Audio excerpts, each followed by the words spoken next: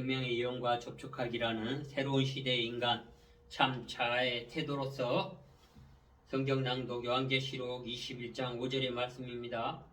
그때 보좌에 앉으신 분이 말씀하셨다. 보아라, 내가 모든 것을 새롭게 한다. 또 말씀하십니다. 기록하여라, 이 말을 신실하게 참되다라는 요한계시록 21장 5절의 말씀입니다. 우리는 하나님과의 세계 사이에 속합니다. 우리 주변의 세계는 우리에게 의존합니다. 우리가 옳지 않으면 우리 주변 세계는 옳지 않습니다. 원인과 결과의 관계입니다. 올바른 상태, 즉 우리의 생득권이고 우리의 참 자아의 경험을 상태로 돌아갑니다. 왜냐하면 이것이 우리에게 이 세상에 얻을 수 있는 어떤 것보다 중요한 새로운 시대의 인간 참자의 태도를 갖도록 하는 것입니다. 요한계시록 21장 5절의 말씀처럼 우리는 바람직한 것이 되어야 합니다. 주 너의 하나님의 너의 모든 것을 다해 사랑하라. 이것이 가장 먼저 옵니다. 그러므로 하나님을 신뢰하십시오. 하나님의 특성에 순종하십시오. 그래야 그 특성을 자신의 것으로 경험할 수 있게 하십시오. 그러면 그 특성을 주변 세상에 경험하게까지 펼치고 그 주변의 세상에 응답합니다. 우리는 올바른 상태, 즉 우리의 생명권이나 우리의 참 자아의 경험하는 상태로 통해서 그리스도 안에서의 우리가 세우셨습니다. 우리는 주 너희 하나님인 너희 모든 것을 다해 사랑하라 입니다. 성령은 사람을 겁나지 않으면 성령은 나라는 볼 수 없다라는 요한복음 3장 3절의 말씀입니다. 따라서 이곳에 살기 위해서는 불과 성령으로 거듭나야 하고 또한 성령이 참 자아로 새롭게 해야 합니다. 디도서 3장 5절의 말씀으로써 확고한 신앙을 갖게 합니다. 하나님은 옛 것을 대신해서 새로운 것을 만드실 것입니다. 그리고 나서 말씀을 이룹니다. 우리는 새하늘 새 땅에 관한 묘사가 있습니다. 하나님이 그를 함께 계실 것이요 그들은 하나님 백성이 될 것이다. 하나님이 친히 그들과 함께 주변 세상 응답하고 계시고 그들은 하나님이 될 것이다. 요한계시록 21장 3절 말씀입니다. 그럼 또한 요한계시록 21장 5절에 하나님의 권자를 말씀하십니다. 그 권자의 강력한 존재임을 우리는 상징합니다. 그러므로 우리는 이러한 것들을 대해서 한번 깊이 인식해야 하는 것입니다. 그러므로 우리가 또 나아가서 새롭게 표현되어지는 것들을 통해서 한번 또 새롭게 이해해야 하는 것이 있습니다.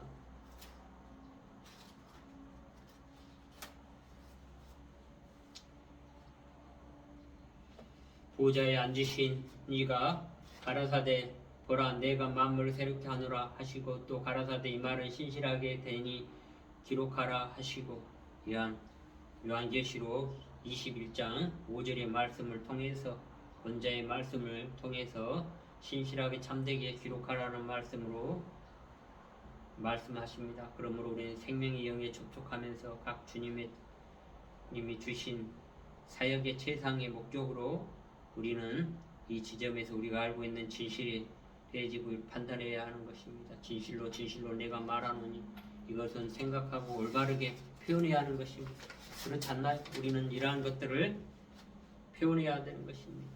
이 생각이 온갖 혼란과 갈등과 재난으로 가득 차 있습니다. 왜 그렇습니까? 우연히 그렇게 된 게 아닙니다. 우리는 질서정연한 우주에 살고 있습니다. 만일 우리가 혼돈 상태에 지니고 있다면 그것은 어떤 잘못된 원인의 결과의 증거일 것입니다. 그리고 그것은 인간 본래의 지능적이지 않더라도 사실이 증거합니다. 인간은 참 목적, 신성한 목적에 대한 이해가 없고 그 스스로 설정한 목적들 위에 어떤 다른 목적도 수용하겠다는 기꺼움을 보이지 않습니다. 만일 신성한 목적이 있고 인간 의식의 능력이 지능적인 사고, 신성한 사고를 하도록 창조되었다면 분명히 인간은 그 능력을 어떻게 올바로 사용할 수 있는지를 알 필요가 있습니다.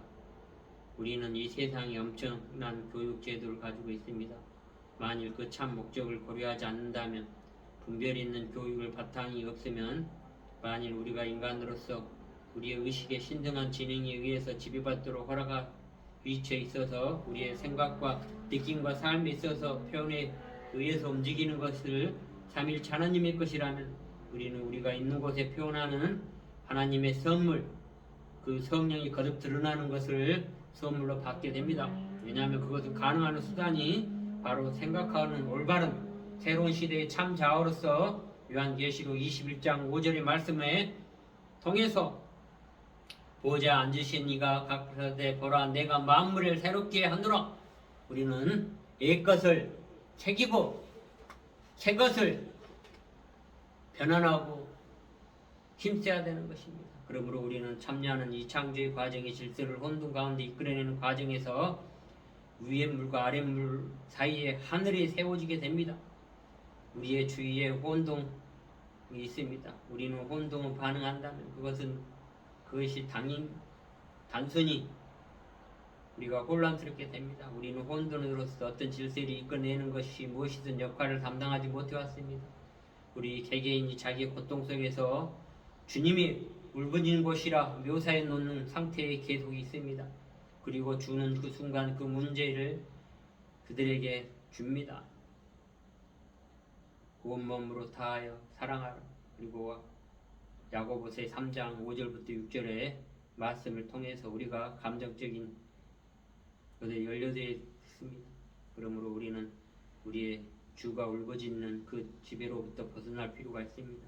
그리하여 우리가 혼돈으로부터 질서를 이끌어내기 위해 필요한 것에 관련된 신성한 행동의 도구가 이 땅의 창조의 과정을 참여하고 시작하고 존재로서 존귀함을 경험하게 해야 합니다.